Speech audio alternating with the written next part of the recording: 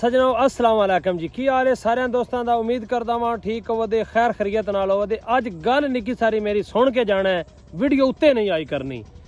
जेड़े बंदे बन तो परां ना वो बंदे पता है की गल्लां करदे सन साडे कद्दी वालियां नाल। असीं तो मुड़ वेंदे दरिया तुहाडे सामने में दिसदा पिया, असीं कद्दी वाले हां ते साने आंदे आए ऐतकां सलाब जेड़ा है ना वो आउणा ही आउणा है। ठीक है, असां क्या चलो जी अगे भी आउंदा है, असीं उंज ही आदी हां, जो अल्लाह नूं मंजूर होया वो हो जाएगा।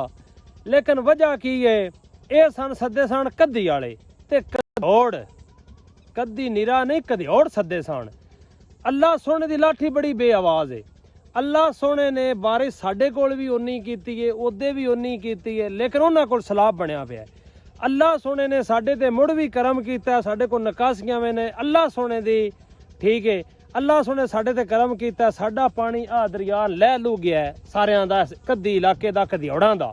ते जेड़े बन तो परन वो दसो अजे उवें ना लगे फिरदे पानी च। ये अल्लाह सोने दी है, जो अल्लाह चाहे वो होंदा है। ते तुसीं की आंदे हो नहीं जी इधर साडे हल सलाब नहीं आ सकदा, एन मत सोचो मैं तुहाडे हल सलाब नहीं आ सकदा। अल्लाह सोना एक सैकंड तो पहले भी सलाब बना सकदा है। हुण दसो कमरे डिग गए ने, कद्दां डिग गईयां ने। ठीक है, वो सान ते पता है ना कि साढ़े को सलाब होना, असीं तो उच्चे कोठे बनाने, सारा कुछ उच्चा करते हैं। तुहानूं भी पता तो लग गया ना बै कद्दी वालियां दे नाल असीं भी तुसीं भी शामिल हो। साडे कल्ले असीं कद्दी वाले नहीं सलाब दी ज़ादे चाह सकदे, तुसीं भी साडे नाल हो। वसदे रहो सजनों, अस्सलाम वालेकुम।